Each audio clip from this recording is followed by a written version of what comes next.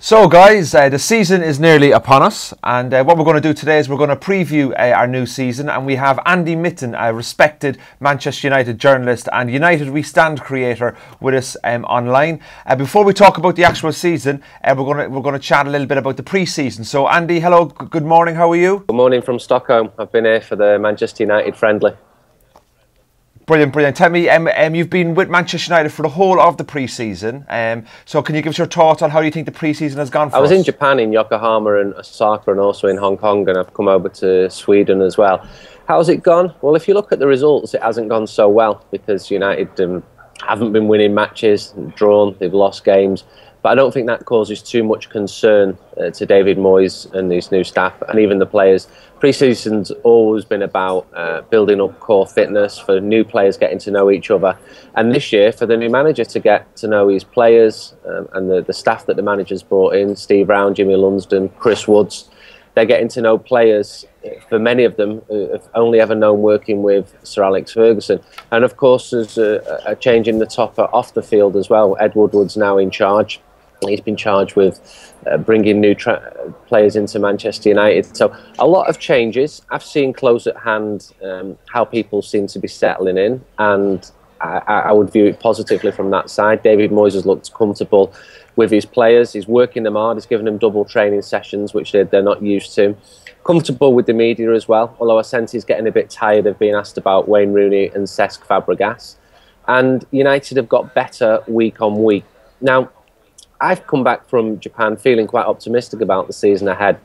That mood is not reflected if you speak to United fans. If you look around online, there's a lot of doom, people saying, why haven't we signed anybody? Can we sign anybody? And people quite rightly saying Manchester City have spent £100 million. They've bought well. Chelsea have got Mourinho. They're likely to be stronger this season. And United fans are a little bit nervous, which is understandable after 26 years of Sir Alex Ferguson. Well, before we do kind of move on and chat about transfers a bit, on the same kind of level, do you think maybe this season, we've seen quite a few youngsters coming through in pre-season so far, do you think maybe this is a year for a few of these youngsters to come through and make their mark on the first team, or do some of the first team players need to step up a little bit? Or I think when you look at young players, there's always the next great thing coming through, and more often than not, they don't come through. So we could have had this chat a year ago, 2 years ago. We would have been mentioning Ravel Morrison, Paul Pogba, saying they're going to be future Manchester United stars. The names people are talking about now, Jesse Lingard, I spoke to Rio Ferdinand about him. He said he's the best young player. He will make it at Manchester United. Adnan Januzaj, who's a reserve team player of the year, who did very well. And there are other young players who've been on the tour. Henriquez scored his first goal, the Chilean striker, for Manchester United in Stockholm. They're very, very good. But does that mean they're good enough to play for Manchester United's first team? There's a huge gap between being a promising youngster and making it in United's first team. Wilfried Zaha has come in. Obviously, he cost money. I thought he's done really well pre-season. He set up a goal in Stockholm with a beautiful cross. He's settling in. When he flew out to Bangkok a month ago, he was a little boy lost. He didn't know anybody. And you can see that he's grown in confidence. So there are a lot of young players, and they're clearly technically very good. Are they good enough to become Manchester United regulars?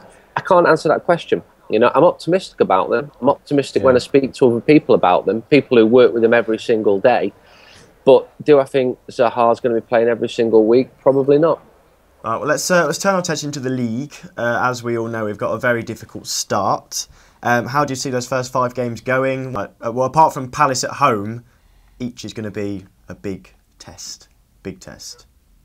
I can remember Crystal Palace beating Manchester United at Old Trafford, December 1989. There were only, I think, 35,000 people in the ground, and many of them were openly booing Sir Alex Ferguson and suggesting that he should be sacked. That's not something too many of them like to recall with proud memories many, many years later. It's a very tough start to the season, and fans are nervous, especially with David Moyes and his appointment. And it's, you know, this is life after Ferguson. And I think if United were not in the top 4 after 5 matches, this is a completely alien concept to a lot of United fans who've known nothing but success. United fans have been spoilt rotten for 2 decades. That is not reality. Most fans of football clubs experience real difficult moments with their team, and United fans haven't really had that.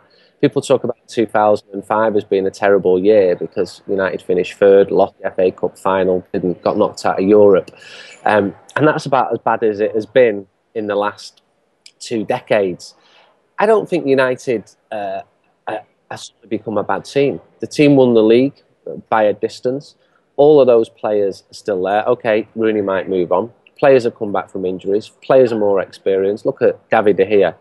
He visibly got better month by month. He's going to be one of the best probably the best goalkeeper in the world. Do I expect United to win all those matches? No. I just think United need to be there or thereabouts by the end of October, just so that David Moyes can settle in okay. If United were to lose to Chelsea, to City, to Liverpool, then there's going to be a big problem there. I think United will come close to winning the title. I'm never ever going to sit here and predict Manchester City to win a title because I couldn't live with myself. But Pellegrini is a fantastic manager. The players are much happier there. They were almost openly revolting against Roberto Mancini.